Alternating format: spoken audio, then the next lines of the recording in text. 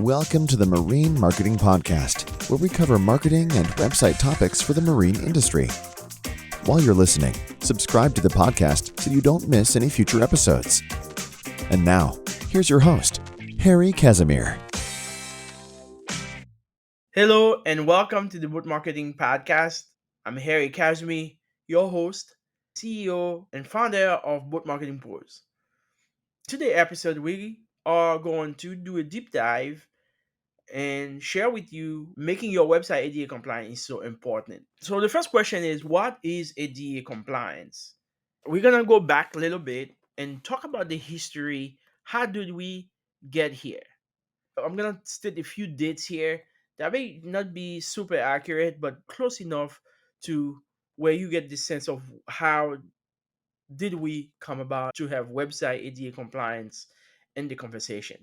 So in 1968, the Architectural Barriers Act was passed by Congress that basically remove any barriers that prevent someone to access federal information, meaning that when someone is physically unable to open a door, and if the door is too heavy, that make it very difficult for that person to come in.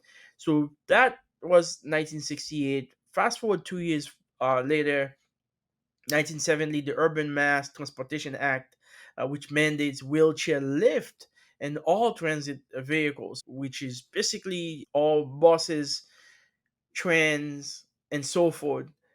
And then where the initial act we have today that really set off the rest of how all of the ADA compliance come to place is 1973, when the Rehabilitation Act prohibited discriminations by federal agency when it comes to technology. So meaning that just because someone cannot press button and keypad because they don't have the finger, you cannot discriminate against them for that.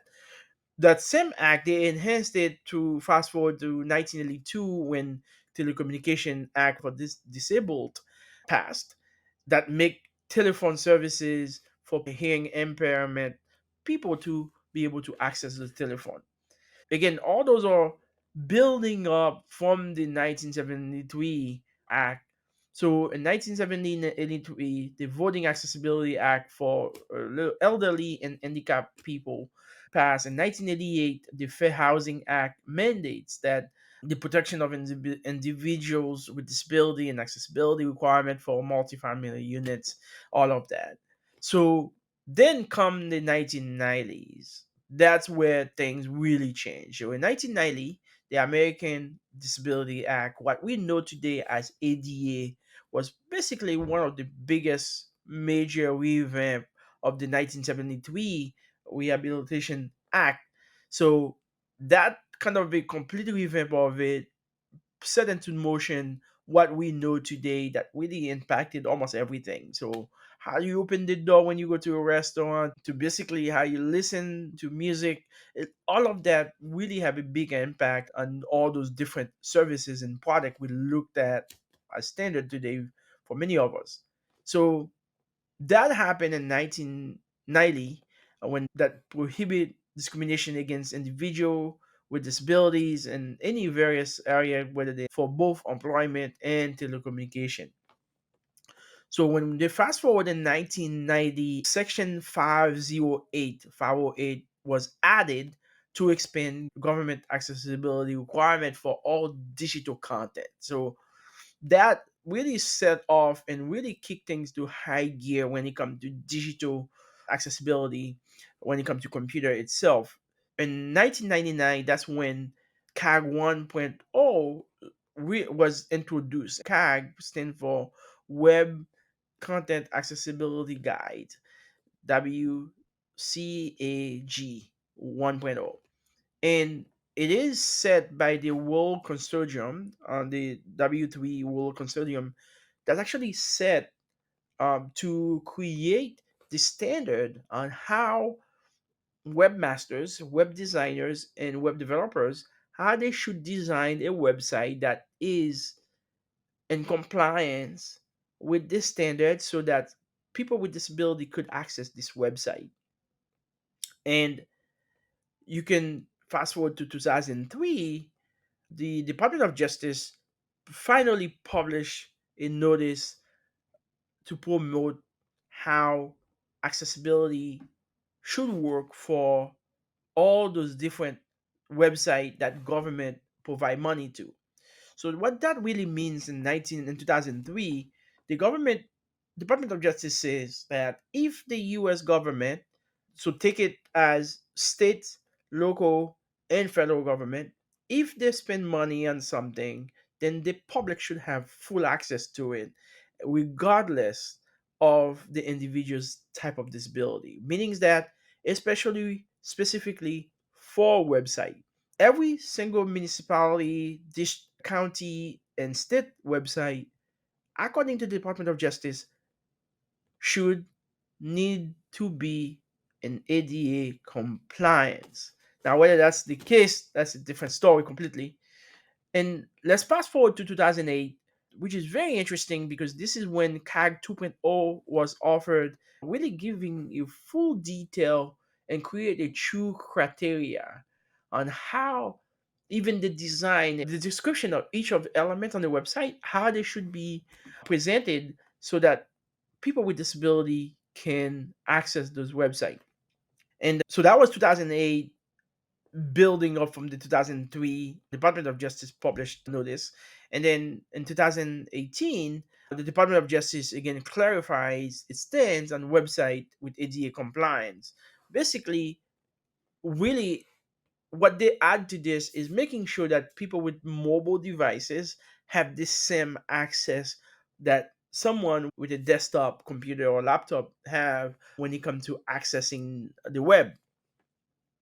Now, between the 2017 2008, a few updates on this is how many of this impact many businesses, and we're gonna go over that in a second. So fast forward to 2020, the Online Accessibility Act was introduced to the House of Representatives. As we speak today, this law has not been enacted, and that many of us actually, as an agency that specializes in ADA compliance website, we cannot wait to have this law officially passed, so that way it can be very clear where the line is at. At the moment, as I mentioned in 2003, when the Department of Justice in 2018, when they published their notice, it's clearly stated that federal, state, and local government website required to have their website compliance.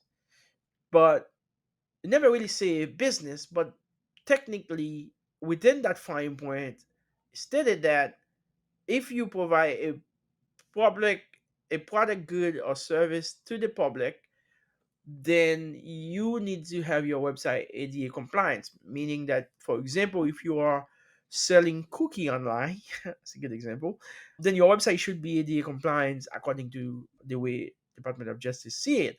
Whether you agree with that's a different thing completely. In 2020, the US House Representative tried to rectify, actually recreate this, creating a whole new act that would call Online Accessibility Act. A little bit a revision of 508 article within the ADA Compliance Act from 1990, but this one will focus exclusively on online presence, so website to mobile devices and everything. And this one is a little bit clearer. Hopefully, it get passed through Congress, but time will tell. And I'm not going to into the detail what it means, and you can find that information online.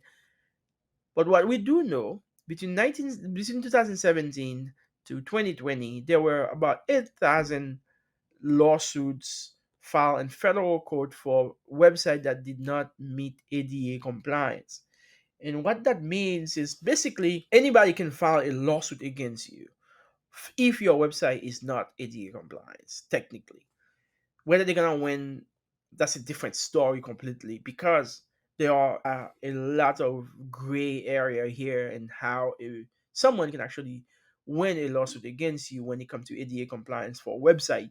But I'm not a lawyer. That's my disclaimer here. So I wanted to go through that history a little bit. I know that's a lot to unpack, but understanding the context, how we get here, it's good sometimes to know how do I navigate through all that basically as a business owner, a director of marketing, however, whatever the position that you have at your company? How do you ensure that you are not in hot water with this? And what are some of the tools? What's available? What can you do, or what should you do, or should be aware of? So, this is what we're here to talk about.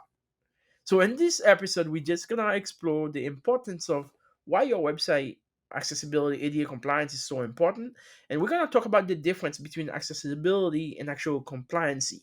There are two different things, and it's really misunderstood by many business owners that have a website that really want to stay out of legal trouble. And at the end, I feel sometimes I feel bad because many of them don't understand the difference, and that a recipe to get you in trouble sometimes if you don't understand the difference between what you're looking at and what you need. So, we are going to talk about how different agency and how they approach this, and how you as a business owner, marketing director, general manager, whatever the position you have in the company, possibly even a league from a legal aspect for your company, how you can make sure your website is in compliance. So let's dive into ADA compliance for website and its significance for your website and the marine industry. As I mentioned before, website accessibility is crucial because it's not just that you have a website that's good enough, but having open it up for other individuals that able to access your website is very important. One of the things you may notice, especially during COVID, a lot of people coop up inside their house, and now it's really showcasing their disability because they don't have a lot to do. Let's say you physically couldn't go anywhere, someone would have to go with you wherever you may wanted to go, and it was never a problem because there was no COVID and it's not a big deal. But when COVID happened, then you couldn't really go in a lot of places. So you stay in house. So therefore, you need more accessibility to the web, and that really exacerbate the issue in terms of people that are not able to access certain website. This is why it's so important and how it can impact your business, and having your website idea compliance, how it can create a positive impact for your user experience and create customer satisfaction, and so forth. So the American Disability Act, ADA compliance, especially Section 508 that deal with electronics device and online digital records, really break down into three key elements, right? You have the law itself, which is part of the ADA compliance, the 508 section, and then you have the Department of Justice that's basically provide notice and what should be considered compliancy and not on their guide. And then there is the W3 World Consortium that's basically set those guidelines. So based on the law, they look at the law and to some degree work in conjunction with the Department of Justice to create those guidelines to determine what make a website truly ADA compliant. So with that guideline, a developer, a designer, or a business owner can look at those guidelines and determine whether the website meet compliance. And there are a lot of different tools out there, in which we're going to talk about in a moment. Why do you need your website to be ADA compliant? The first thing is for a few reasons, but one of the obvious one is you open the door for more people to access your website, especially for some of the elderlies that may not be able to access your website. They might even have their own kids that have disability access your website. So you basically open the door for more people to access your product and services. The second piece, a website actually that meet ADA compliance oftentimes is a website that's actually well built. So there's a lot of extra piece of software that usually get installed on website that are very unnecessary in my eye. But when you meet ADA compliance, you actually have to remove those all those bloated software. So that make your website very lean. Although, according to Google, there isn't really pro and con. Google is really indifferent for ADA compliance. That's what they said. If you look at how SEO impacted your ranking, And if your website meet ADA compliance, which means the website speed, the loading, the imagery, all of that have to be accounted for ADA compliance. Those are the things that you have to do for SEO anyways, which is basically if you meet ADA compliance, you are halfway there. That's part of some of the reason. Now, I want to address two things here. So there's a big difference between accessibility and compliancy. Accessibility is your ability to access the website with website meet compliant by using existing tools that in the market right now to view a website. Let's give an example. Let's say someone has a physical disability that prevent them from typing on the keyboard, but they can use their eyes or they can use their brain to move the mouse throughout the website. There are software that make the person be able to click certain button on this website. Basically, even this website is not in compliance, but it's able to manage. That's accessibility. But when a website meet compliancy, meaning that all those barrier that you have to install the software to get that person to access your website, you don't need any of those software. So, in a sense, most of those widgets at the bottom of those website, when you visit them, they're basically accessibility tools that make that website accessible to people with disability, but they are not in compliance. Websites that are in compliance are website you don't even see the content, that little icon at the bottom in their website, because the website is built from the ground up.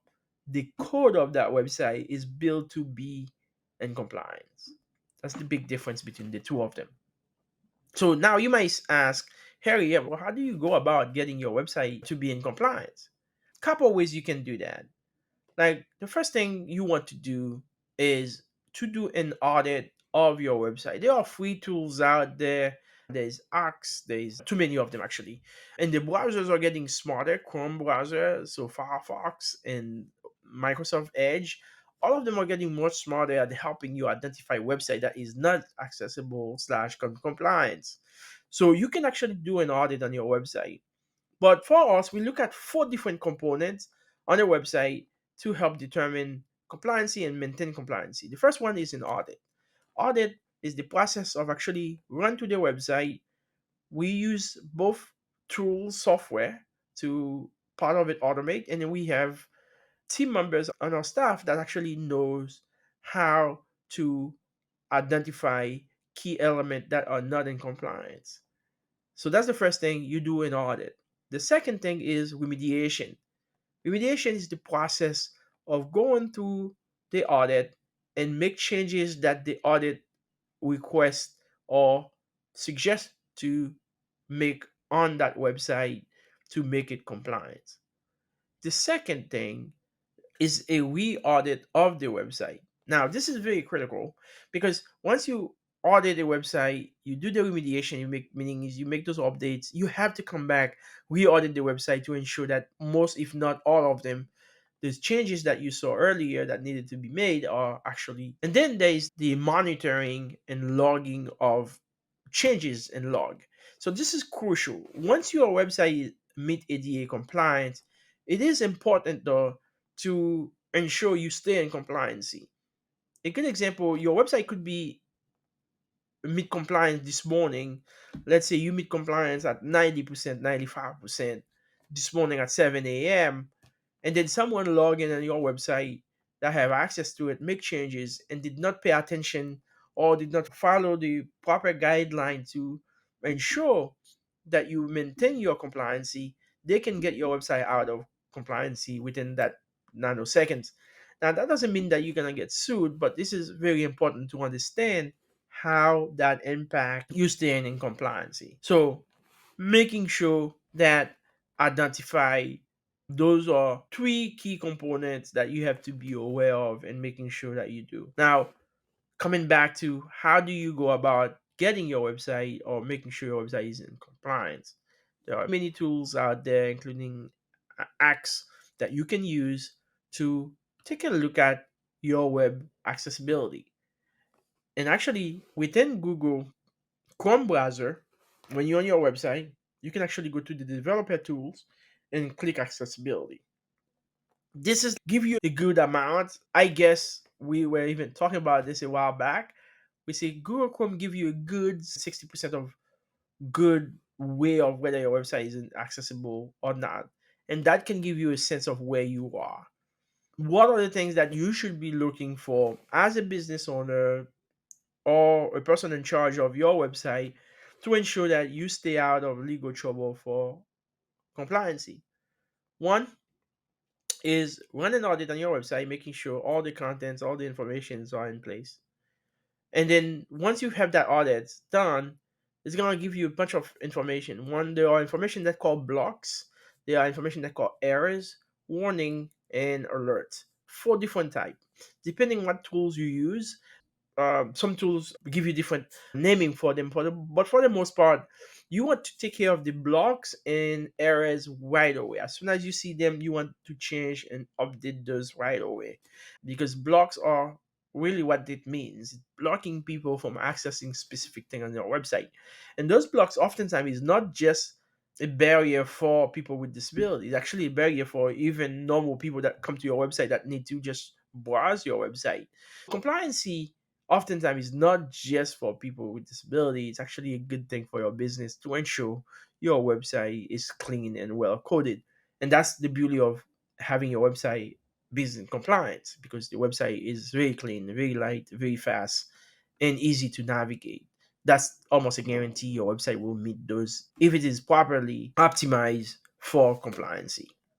I find it very convoluted and can be very overwhelmed for a business owner that really want to run a business and you don't have the time for this.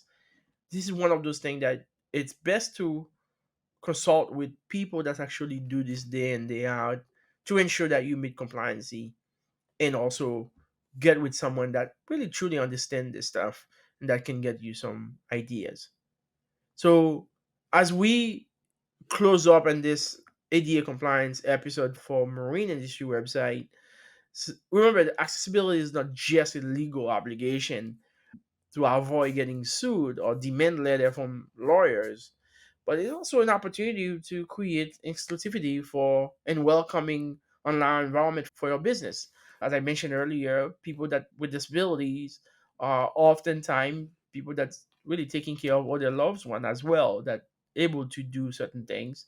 So by prioritizing your website accessibility and ensure you meet basic ADA compliance, giving other people good access to information and enhance your user experience, and also demonstrate your commitment to exclusivity in the online space for your business and product. Much for joining me on this episode of Boat Marketing Podcast. If you find this information valuable, make sure to subscribe to our podcast wherever podcasts are available. We are syndicating to all those different places. And don't forget to visit our website, boatmarketingpros.com. And under our resources section, there are tons of valuable resources that you can get information from, different blog posts, white papers, and even webinar that we have as well, and more episodes of our podcast so you can listen to more of the other content we have. If you have any questions and topics for a future episode, feel free to email us, podcast at boatmarketingpros.com. Until next time, my friend, happy selling and stay tuned for more exciting episodes. Appreciate you. Thanks. Thanks for listening to this episode of the Marine Marketing Podcast. If you have any questions, send them to media@boatmarketingpros.com. For additional resources, visit boatmarketingpros.com/resources.